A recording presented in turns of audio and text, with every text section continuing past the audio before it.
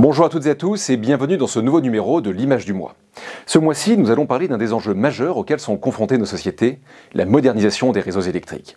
Tout d'abord, il convient d'avoir quelques chiffres en tête pour comprendre l'ampleur de l'enjeu. Dans l'Union européenne, 40% des réseaux de distribution d'électricité ont plus de 40 ans. Or, selon la Commission européenne, la consommation d'électricité dans l'Union européenne devrait augmenter d'environ 60% d'ici à 2030, portée par une nécessaire électrification de nos usages afin de réduire nos dépendances aux énergies fossiles, mais également par l'accroissement significatif engendré par l'intelligence artificielle et par les véhicules électriques. Nos sociétés reposent de plus en plus sur ce vecteur énergétique. La part de l'électricité dans la consommation mondiale d'énergie finale est passée d'environ 13% en 1990 à environ 20% aujourd'hui et pourrait atteindre un tiers d'ici à 2050.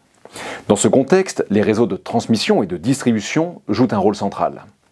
Leur modernisation est d'autant plus critique que le changement climatique accentue les inquiétudes quant à la sécurité de l'approvisionnement.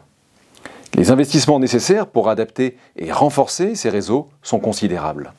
Aux États-Unis, la modernisation des infrastructures est soutenue par des programmes majeurs tels que l'Infrastructure Investment and Jobs Act, adopté en novembre 2021, qui prévoit 1 200 milliards de dollars pour rénover et moderniser ces infrastructures vieillissantes. Ce plan met notamment l'accent sur la résilience climatique, le déploiement des énergies propres et l'adaptation du réseau électrique afin de répondre à la demande croissante en électricité décarbonée. En Europe, Goldman Sachs estime qu'il faudrait allouer entre 2 et 3 000 milliards d'euros dans les 10 prochaines années pour empêcher que son système énergétique ne subisse des crises majeures telles que le blackout survenu dans la péninsule ibérique en avril dernier. Pour rappel, l'Union européenne importe 97% de son pétrole, 90% de son gaz et 50% de son charbon. Or, les énergies fossiles représentent environ 70% du mix énergétique dans l'Union européenne.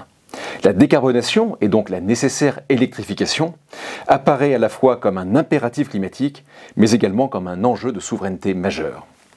Chez Ecofi, plusieurs de nos fonds sont exposés à la thématique de la modernisation des réseaux électriques, au travers de sociétés comme Prysmian ou Nexans, qui fournissent des câbles à moyen et haut voltage permettant d'acheminer l'électricité des centres de production vers le réseau, mais également au travers d'une société comme Elia, qui est le gestionnaire du réseau d'électricité en Belgique.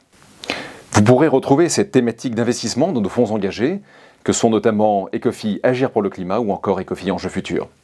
Je vous remercie pour votre attention et vous donne rendez-vous le mois prochain pour un nouvel épisode de l'image du mois.